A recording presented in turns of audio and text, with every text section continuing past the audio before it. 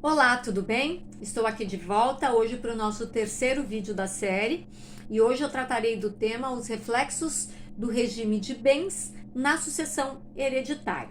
E claro, para que possamos pensar nos reflexos dos regimes de bens na sucessão hereditária, nós temos que pensar nos regimes de bens. Então vamos relembrar rapidamente cada regime de bens. Então, o primeiro regime de bens que nós temos aí é o regime da comunhão parcial de bens, é o chamado regime legal, ou seja, se os cônjuges no momento em que foram se casar não fizeram o pacto antinupcial optando por um outro regime de bens, é este regime que vigorará. No regime da comunhão parcial de bens, nós temos três patrimônios: o patrimônio particular do marido, o patrimônio particular da mulher e o patrimônio comum. Lembrando daquela regra que eu falei no nosso primeiro vídeo, quando eu tratei do direito real de habitação, de que naquilo que o cônjuge é herdeiro, ele não é meeiro. E naquilo que o cônjuge é meeiro, ele não será herdeiro. Certo? É importante ter em mente essa regra para depois tratar a respeito dos regimes de bens. Aqui tem uma questão importante. Eu estou trazendo a regra. Lógico que nós temos exceções em que não haverá comunicação de bens aí na constância do casamento, certo? Segunda espécie de regime, o regime da comunhão universal de bens. No regime da comunhão universal de bens, nós temos somente um patrimônio, que é o patrimônio comum. Tudo que veio antes do casamento e o que é adquirido na constância do casamento, ele se torna um patrimônio comum, com as exceções legais. Terceiro regime de bens, participação final nos aquestos. Na participação final nos aquestos, nós temos um regime híbrido. Então, na constância do casamento, eu tenho o regime da separação de bens e na dissolução do casamento, eu tenho o regime da comunhão parcial de bens. Então, o que vai nos interessar é o momento da dissolução do casamento, e cujo regime será o da comunhão parcial de bens. Quarto e último regime é o regime da separação de bens. Alguns falam separação total de bens, exatamente para demonstrar que nada vai se comunicar. No regime da separação de bens, nós temos o regime da separação de bens legal e o regime da separação de bens convencional. O regime da separação de bens legal é aquele que decorre da lei, lá do artigo 1641, em que naquelas hipóteses o legislador determina que o regime seja da separação, ou seja, nada se comunica, cada cônjuge tem o seu patrimônio particular.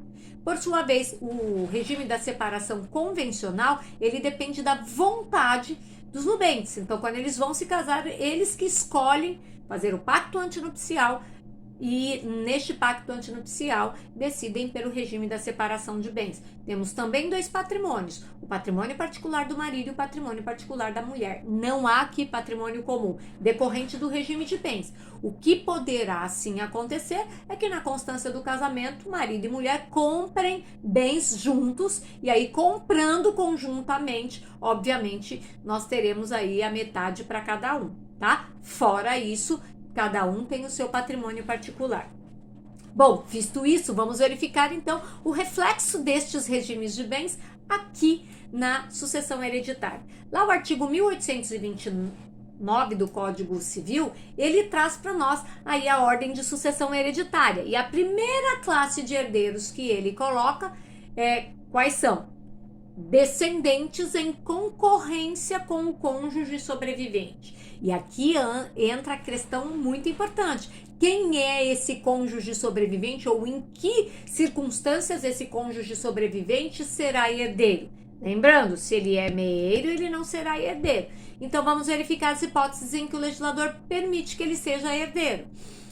Ele será herdeiro no regime da comunhão parcial de bens quando o autor da herança tiver deixado os bens particulares. E por quê? Se ele deixou bens particulares, em relação aos bens particulares, o cônjuge não será meeiro. Se ele não é meeiro, ele será herdeiro.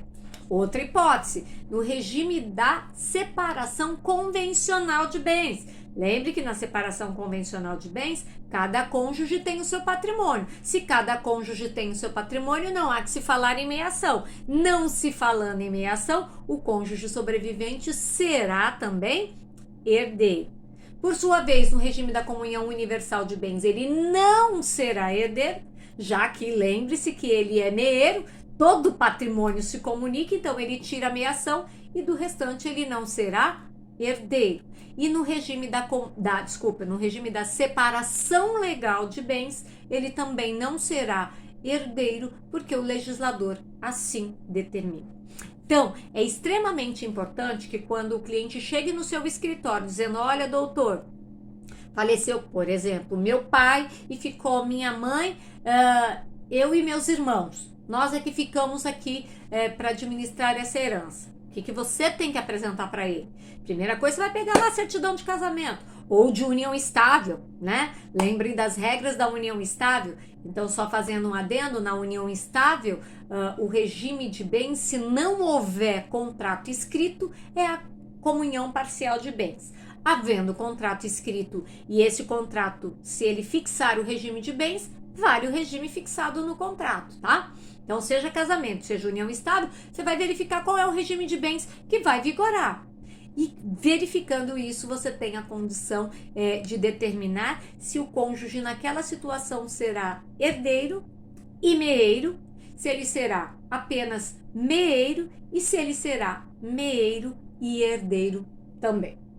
Espero ter colaborado com mais essa informação. Espero você para o nosso próximo vídeo e já informo que a nossa Masterclass está marcada para o dia 30 de junho, às 20 horas, aqui na minha página, professora Egli Secone. Espero você também na nossa Masterclass, que será uma live, portanto será ao vivo, e se você quiser fazer pergunta, terá a oportunidade de participar também. Muito obrigada, um abraço.